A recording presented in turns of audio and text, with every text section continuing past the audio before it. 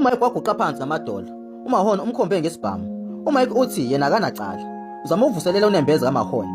uMahona uthi naye usekhathele ukujahana nabo, sefuna iphele manje yonke lento, abuyele empilweni yakhe ejwayelekile.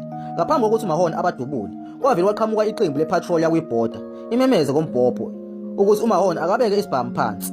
Le ngxoxo ababa nayo yamoshela uMahona ithuba lokubabulala laba ababili. Wathi ukucabanga isikhashana kodwa egcineni wasibeka isibhamu phansi. Aphenduke amatafula la akufunwa ama-identity. Bathathwa bobathathu bayiswa epolice station ukuyophenywa. Izindaba zokuthi uMike noLynn Collins baboshiwe zasabalala fast ezindabeni, okusho ukuthi abantu abagcwele amathafa manje uSucre, uFranklin, uTibek kanye noHlani. uMahona uthola ucingo epolice station, uthola ukuthi ufonelwa yilo Muyi weShayina. Uthuma uMahona ukuthi noma ngabe kuzomkhostana kodwa kumele abulale uMike khona la epolice station. Athi laba akumele babuyele ejele ngoba lokho kuzobalethela izinkinga eziningi. Usiyatshela uMahona ukuthi ngiyakwazi kwakho. Engathi usekhonje uMahona la ubeke ngathi lo Muyi unama-powers amaningi and uyiqili. Obhuti belungiselela ukuthi badlulisele ejele. Abaqapha abahlume bezingovo sebelungile. uMahona ucela ukungena emotini ukugada iziboshwa zakhe, kodwa ngebhadi u-officer wanqaba. Naba obhuti bagadiwe bayofakwa evenini. Ngenzeka ukuthi labo bhuti ababili bazobuyiselwa back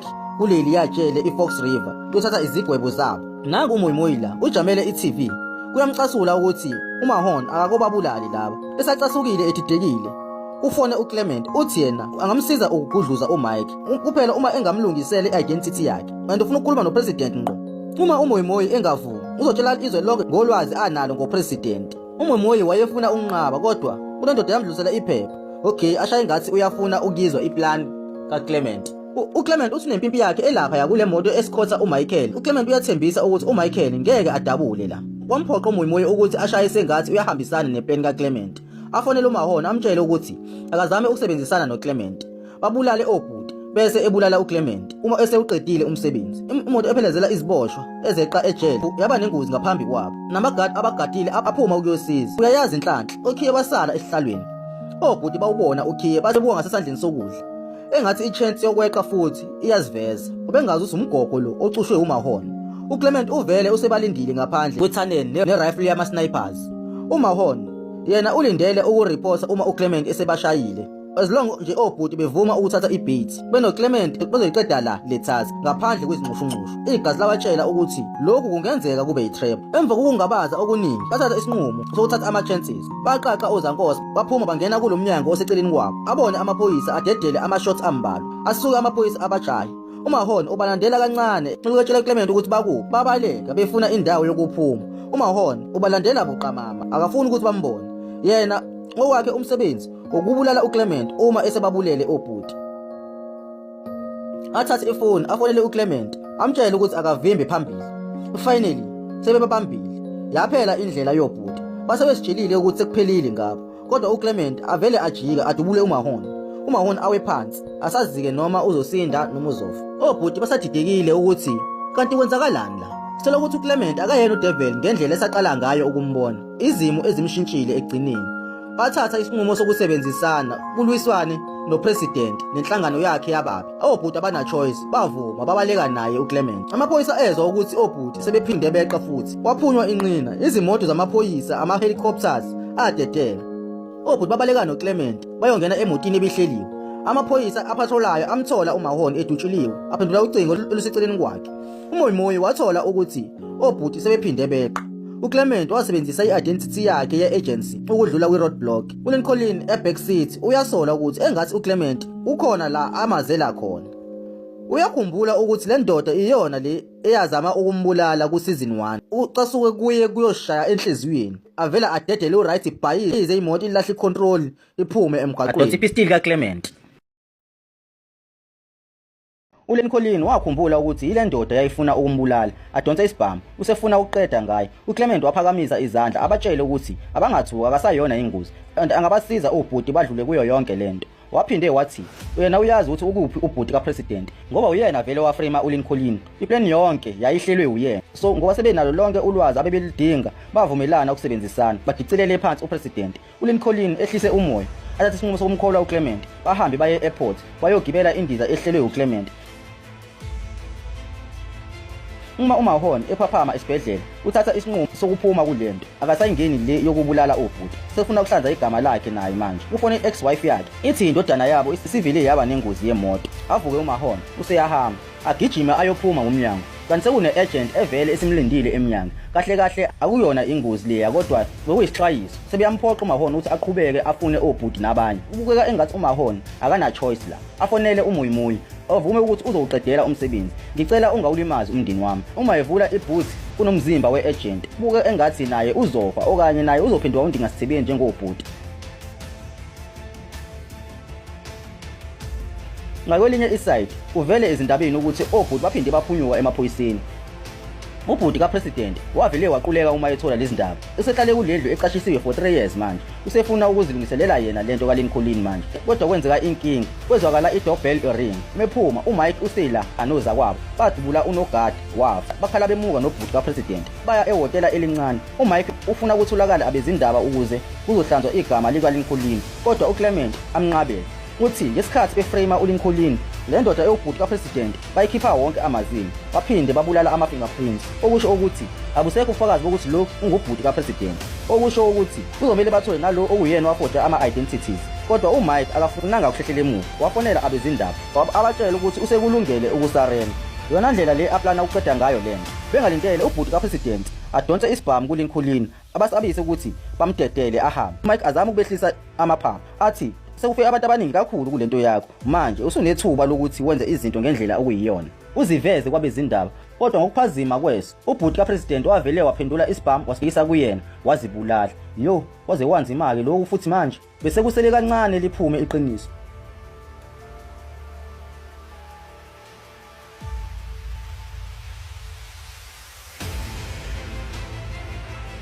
Abesethelekile amaphoyisa nabezindaba bazungeze ihhotela abezindaba sebekulungele ukusakaza uClement akhiphe i-identity yakhe ye-FBI atshela amaphoyisa ukuthi everything is under control lolu daba lusezandleni zakhe ashaye sengathi uyababopha obhuti baphume endlini kuvele uqhamuke elinye iphoyisa lithi lifuna ukuqinisekisa i-identity kaClement ngalewo mzuzu uClement adonsa isibhamu ngawo akhombe ucameraman ekhanda waphoqisa amaphoyisa ehlisa amaphaphu bathumba ucameraman bantshontshe nemoto bakhale bemuva emva kokushiya amaphoyisa ngemuva iradio elemotini isakaza izindaba ukuthi uPresident uzobe eseDenver namhlanje ntambama ukuyothula inkulumo engathi uMike usenenye iplan manje usefuna bathumbe uPresident laba bapaka imoto efactory engasasebenzi baplana ukuthi ukusuka la siyapha ucameraman uboshiwe uphethe umshini wakhe wokuqopha akekho kude kakhulu lo wenza ukuthi axoshwe ingxoxo yabo wezwa kukhulunywa ngo6 hours no450 kilometers nokunye ngadlula ucameraman sebemdedelile ukwi-TV station uyambona ukuthi kukhona afuna ukukusho and iwork yakhe uyazethemba uyazibonela ukuthi uza nezindaba ezinohlonze beza kuye abaphathi besiteshi abalenzanga iphutha bamfaka emoyeni uLincoln ezindabeni uveza ubumsulwa bakhe uyasho ukuthi ubhuti kaPresident uzibulele uMike aphinde aveze wonke amacala enziwe inhlangano yabantu uyasho ukuthi sebebulele amadozens abantu baframe uLincoln namabhillion emali estate esetshenzisiwe uPresident budedengu uMike aphinde adluse ukuxolisa kuSara aconfess uyasho ukuthi uMahon usebulele iziboshwa ethunywe uPresident asho nokuthi ukhona ngisho esingcwatshwe egcini kwakhe izindaba zasabalala fast kanjalo noMuyimuyi wazithola lezi ndaba aphuthume ayotshela bezindaba ukuthi akumele bayisakaze lento azame ukudukisa imiqondo yabantu ngezinye izinto ezimayelana nokulungisa izwe ucameraman utshela amaphoyisa ngakuzwile ngesikhathi ethunjiwe uthi uMike nabanye uzohamba ibanga elingaphezulu kwa450 kilometers ngo6 hours uMahon adonse imap ashaye izibalo athole ukuthi kuyiwaphi ubona sengathi baya eSitha New York noma eDenver uMoyi uma ezwa eLeDenver akhumbule ukuthi uPresident phela uzokwethula inkulumo eDenver namhlanje ngo3 ntambama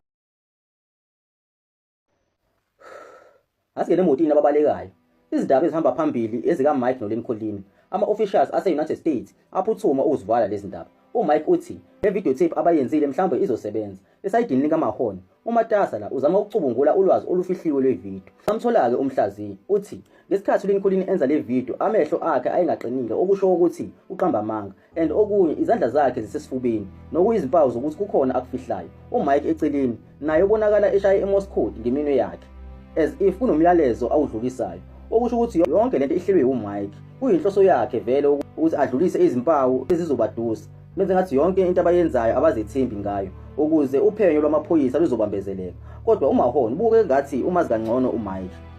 Uyabatshela ukuthi nina nizodlala uMike, yonke into ayenzayo ufuna usixova amakhanda. Akhetha ukukholwa ukuthi bangazinaki zonke lezi mpawu. Basebona iconfession kaMike kuSarah ukuthi iyathembisa futhi inomyalezo oqonde ngqo kuSarah. Babona ukuthi kahle kahle yonke lento yale video umuntu eqondene naye la uSarah, bese etshela abantu bakhe ukuthi abathi ukuhlala kancane izithendeni zikaSarah, bafune lonke ulwazi ngoSarah olufihliwe. Base bethola ukuthi lo msebenzi kaSarah wasetshele wona oyimpilo yakhe yonke.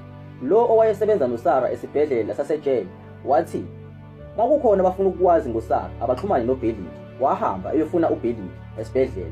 Into yokuqala uMahone uncoma uBellick ngoba ukwazile ukufuna aze athole ababalekayo qala kunamaphoyisa. Wathola uMike, uLincoln kanye noTibek. uMahone useyihlanganisile iconfession kaMike anikeze uBellick.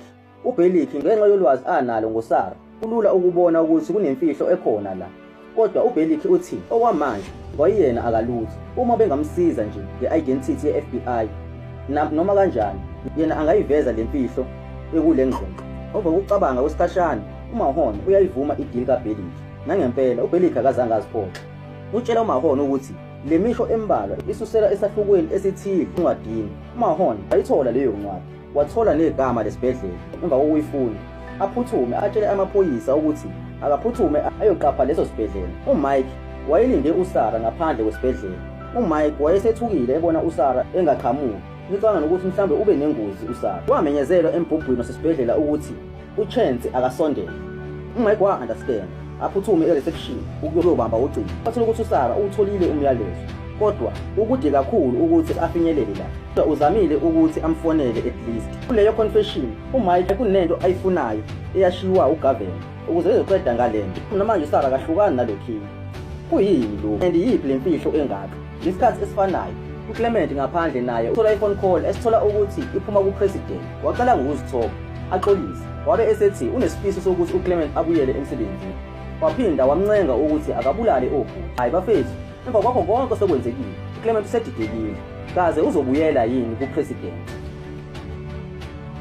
Nangu uSarah efika ngengudlamawa uzohlangana noMike. Zaphinde zahlangana futhi izithandana. Wawukhipha lokhiye awukhombise uMike. Bobabili abazi ukuthi lokhiye bowani. uMike utshela uSarah ukuthi ukhona umuntu engifuna ukuxhumanisa naye. Aphendula yona nje le agent eyimthotharish. Uma uMike ezwa ngokuhlukumezeka kukaSarah wavela mhlaba ngobhongwane khona la. Kodwa uClement uthi yena uyayazi imfihlo yalokhiye. Uyasho ukuthi lokhiye owamalock aseqopheleni eliphezulu kusiga club. Uyobamba ingudlamawa bonke-ke manje. uClement bonke la engena khona ungena ngale identity ye-FBI baya esiga club. Bazosalela ukuthi uSarah uzovela after uClement uthaye ngemuva.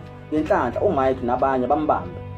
Akusona isikhathi sama-revenge lesi. Bahamba kahle baze bafika la kuyiwa khona. Sebefuna imoto manje azoyisebenzisa. Uphinde ufone upresident check icost uClement ukuthi akekho yini ombonayo. Albani akusafoni upresident. Wayengalindele ukuthi uMuyimoyi wathola umuntu ozosetha ivoice changer ukuze ezozenza upresident. Ngakwelinye iside uBellick wavele wavuka waphuma esibhedlela. Useyazizwa manje uphethe identity FBI agent. uMahone wazwamnika ngisho nemoto, isibhamu nebheji namaphoyisa. Akukaze ajabule kanje uBellick. Ulokhu eliphakamisa ibheji.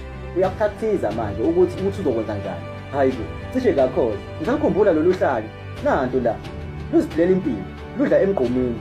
Nangu siyambona ubhinqa imgqomo. Wakha nesikepa. Uyahamba manje uwela ulwandle uya eNetherlands. Sasitholelana uSpoti akahlukani naye. Usanje aqhama ama-teenagers amabili acele uhlanya ukuthi lubathengele utshwala. Ngempela lubuye nabo. Bathi akeza azophuza nabo. Kodwa lwanqaba lwathi ubaba uyisidakwa. Kodwa ngeke avume ukuthi mina ngiphuze. Intombazane yabuza ukuthi wonke lamaplangwe owaqoqayo uzokwenzani. Luthi uhlanya akha isikepe idestination ilukhomba eNetherlands phesheya kolwandle.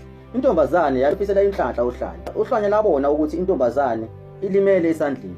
Lwabuza udliwe yini. Intombazane ithi nowami ubaba uyisidakwa. Uhlanya la understand. Lukulasho vele ukuthi ubaba walo walikhulisa idakwa. So ikona ugcine kumenza ukuthi yena abe uhlanya. Ebusuku uhlanya lwalandela intombazane isiguduka.